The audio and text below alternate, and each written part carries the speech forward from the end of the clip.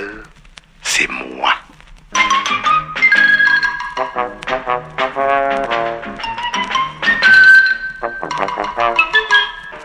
Mon père étant revenu de la guerre, il m'a fait rentrer avec lui à la maison Henri Le Bossé et compagnie du Havre, importation-exportation. Et c'est là que j'ai fait, sans que mon père le sache, croyez-moi bien, mes débuts d'escroc international.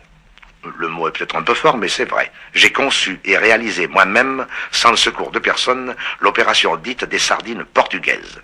Si un jour vous avez un moment, vous prenez l'annuaire du téléphone et vous regardez à la rubrique des importateurs-exportateurs, ils sont des milliers. Mais rien que des importateurs de sardines portugaises, cela représente des centaines de personnes. Alors, qu'est-ce que j'ai fait, moi?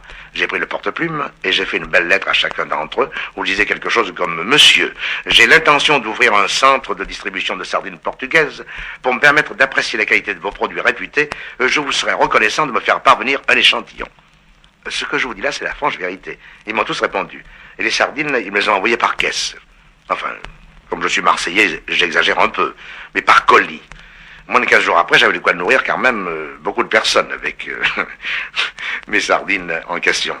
L'appartement de la rue Terrus que j'habitais n'était pas assez grand. Je parle de ma chambre pour abriter tous ces stocks. Et il en arrivait tous les jours. J'étais assez content de moi.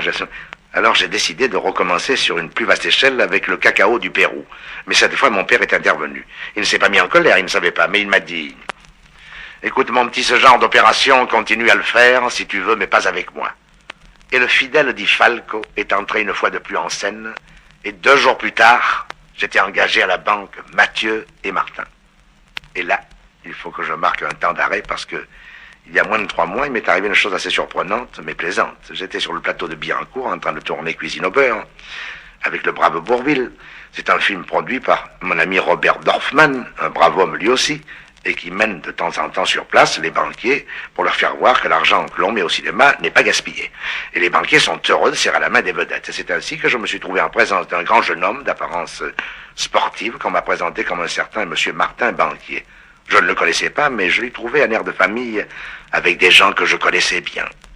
Je lui ai dit « Vous êtes Martin de la banque Mathieu et Martin ?» Je suis le fils Martin. Ah, eh bien, cher monsieur Martin, j'ai l'honneur de vous faire savoir que monsieur votre père m'a mis personnellement à la porte de la banque. Mon producteur est venu tout pâle. Il a craint le pire. Martin le jeune, lui aussi, avait l'air malheureux. Mais ils se sont rassurés quand ils ont vu que j'avais le sourire.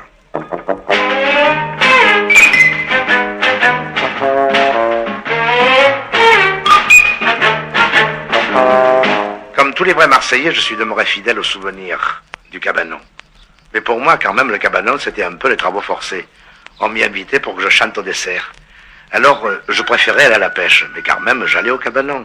Mais ça me gâchait un peu le plaisir et ça m'abîmait le goût de la bouillabaisse. Ce que j'aimais, en revanche, c'était d'y aller seul, le dimanche, avec mon ami Di Falco. Oh, Fernand. Oh, Di Falco, qu'est-ce que je peux faire pour toi? Tu me promets de ne pas te mettre en colère? Et pourquoi je me mettrais en colère? Mais il n'y a pas de raison que je me mette en colère. Oui, oh, tu me le jures. Qu'est-ce qui t'arrive? Qu'est-ce que tu veux au juste? Te poser une simple question. Pose toutes les questions que tu veux. Mais nous allons voir. Ces poissons de la bouillabaisse, tu vas pas me dire que c'est toi qui les pêches? Et pourquoi je te le dirais pas? Parce que ça serait un gros mensonge. Oh, écoutez-le, celui-là. Apprenez, monsieur Di Falco, que je rentre jamais bredouille de la pêche, moi. Impossible. Mais comme j'ai l'honneur de vous le dire, vous pouvez demander à tous mes amis de Carrie. Vous pouvez demander même à mon pêcheur. Sur la côte bleue, on m'appelle pas autrement que le roi de la bogue. Le roi de la bogue? Parfaitement, le roi de la bogue. Oui, Eh monsieur.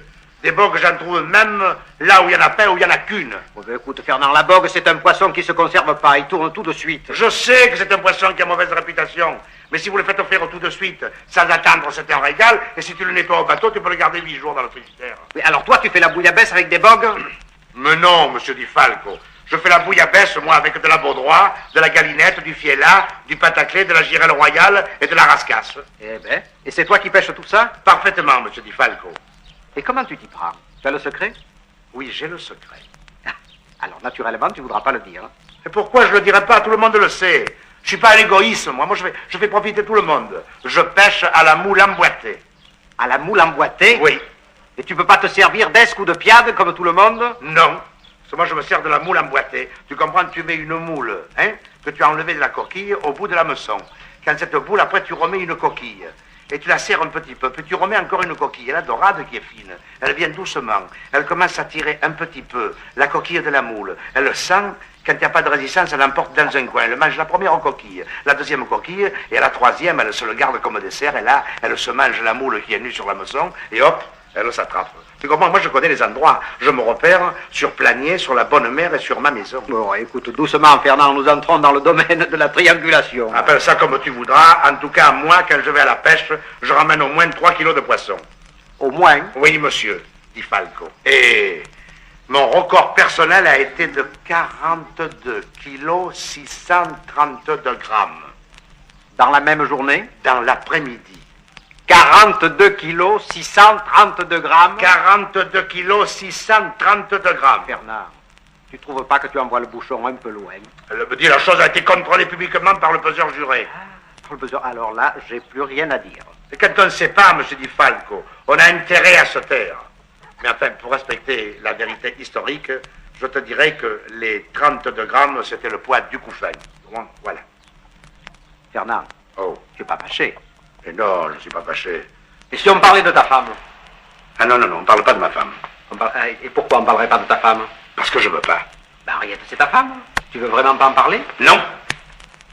C'est ma femme, je l'ai épousée, c'est la mère de mes petits, c'est la seule femme de ma vie, voilà. C'est tout ce que tu me feras dire. Ouais.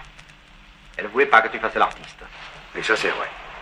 Elle m'aimait comme j'étais. Elle était prête à épouser un employé de banque. Et moi, je lui disais, dès que ma situation s'arrange, je vous épouse. Faites-moi confiance, un jour, je serai célèbre. Et elle te répondait, c'est pas la célébrité qui rend heureux. Et moi, je lui disais, pour vous, qu'est-ce que c'est que le bonheur? Et elle te répondait, le bonheur, c'est de jamais se quitter. Et moi, je lui disais, je vous emmènerai partout. Elle a fini par accepter. Mais elle m'a dit avec un petit sourire triste, le petit sourire triste de la famille, Fernand, si vous y tenez tellement, devenez célèbre, mais faites-moi plaisir. Ne le devenez pas trop.